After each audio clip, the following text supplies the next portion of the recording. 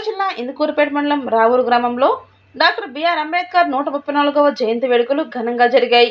ఈ కార్యక్రమానికి భీమ్ భారత్ సైనిక్స్ వ్యవస్థాపక అధ్యక్షులు పోలవరపు కార్తికేయ ముఖ్య అతిథిగా పాల్గొని మాట్లాడుతూ, అంబేద్కర్ ఎన్నో కష్టాలు పడుతూ ఉన్నత విద్యను చదవడమే కాదు, ప్రపంచ దేశాలకు దిక్చూసిగా నిలిచారని, ప్రతి ఒక్కరూ పిల్లలను బాగా చదివించాలని, ఆస్తులు లేకపోయినా విజ్ఞానమే మీరు మీ పిల్లలకి ఇచ్చే ఆస్తులని సూచించారు. చదువు లేకపోతే నేటి సమాజంలో విలువ లేదని గుర్తు చేశారు. ఈరోజు ముందస్తు జయంతి వేడుకలు అంగరంగ వైభవంగా జరుగుతున్నాయని మనం అందరం ఆనందంగా ఉన్నాము. ఉన్నామా లేదా? ఉన్నాం. అది కూడా చెప్పడం కష్టం. అంబేద్కర్ గారి జయంతి అంటే పుట్టినరోజు 1891 సంవత్సరంలో అంబేద్కర్ గారు ఏప్రిల్ 14వ తారీఖున జన్మించారు. ఈయన రాజకీయవేత్తగా, ఆర్థికవేత్తగా, సామాజికవేత్తగా, న్యాయవాదిగా పనిచేసి అనుభవంతో మరణించారు. మరణించే సమయానికి ఆయన మనకి భారత రాజ్యాంగం ఒక లిఖితపూర్వక, ప్రపంచంలోనే అతిపెద్ద లిఖితపూర్వక భారత రాజ్యాంగాన్ని అందించారు.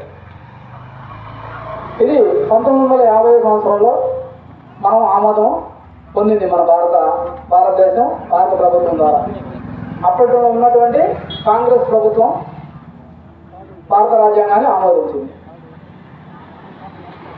అలాగే డాక్టర్ అంబేద్కర్ గారు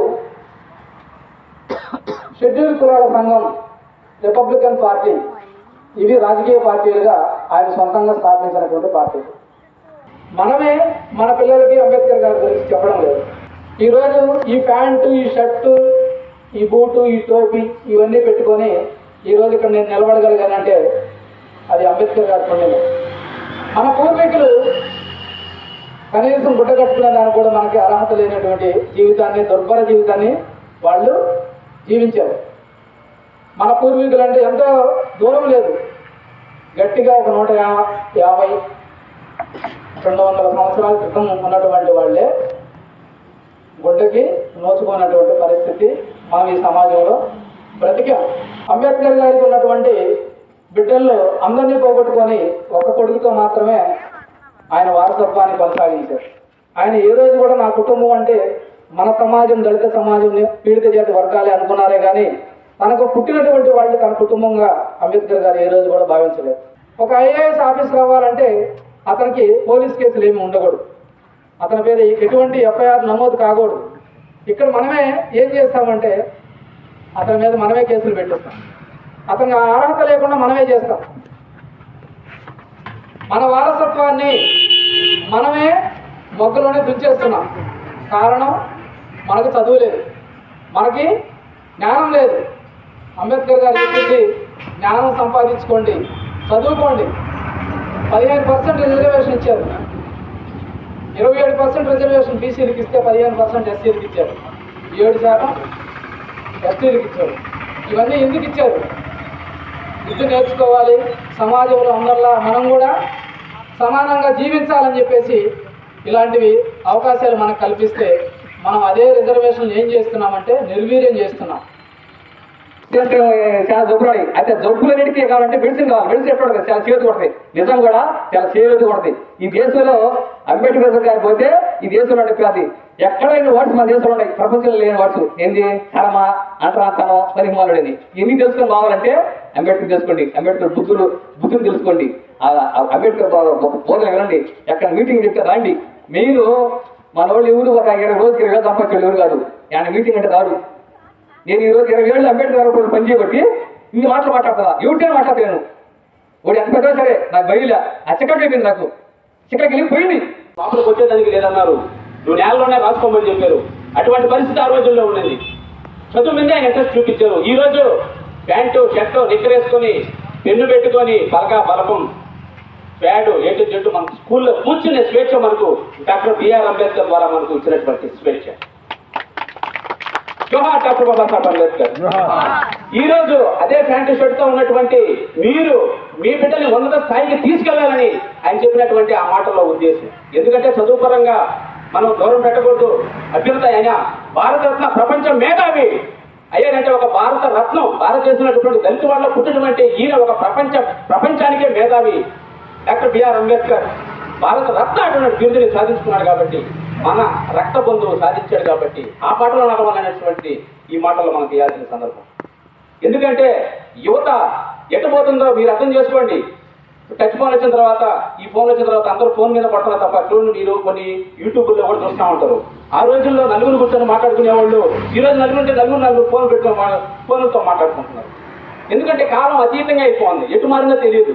విభేదాలు, ద్వేషాలు ఒక కుటుంబంలో ఎట్లా జరుగుతాయంటే ఉన్నటువంటి నలుగురు రంగంలో కూడా సమానత్వం లేదు, ఒకరిపైన ఒకరు ద్వేషాలు. ఈరోజు రాజకీయాలు ఎలా ఉన్నాయంటే మనకే చుట్టుపెట్టేటువంటి పరిస్థితులు మనకు ఉన్నాయి.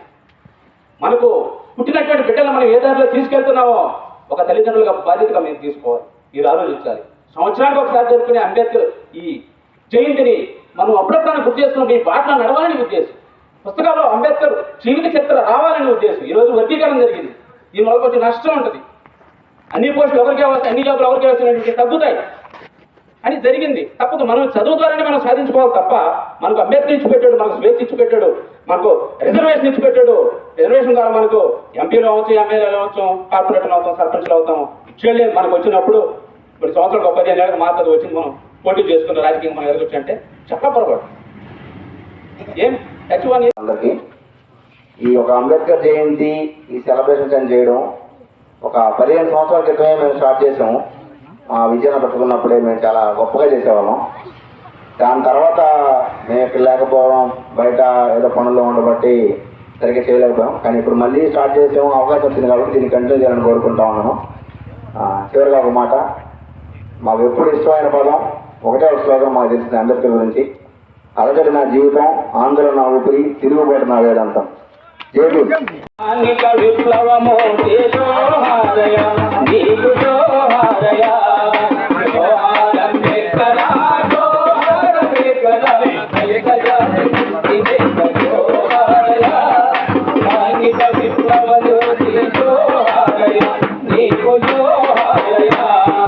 గౌతమ బుద్ధుని మార్గం వీడనంటివి, సాటి మనిషి విలువను సాటి చెబుతివి, నీవు సాటి చెబుతివి.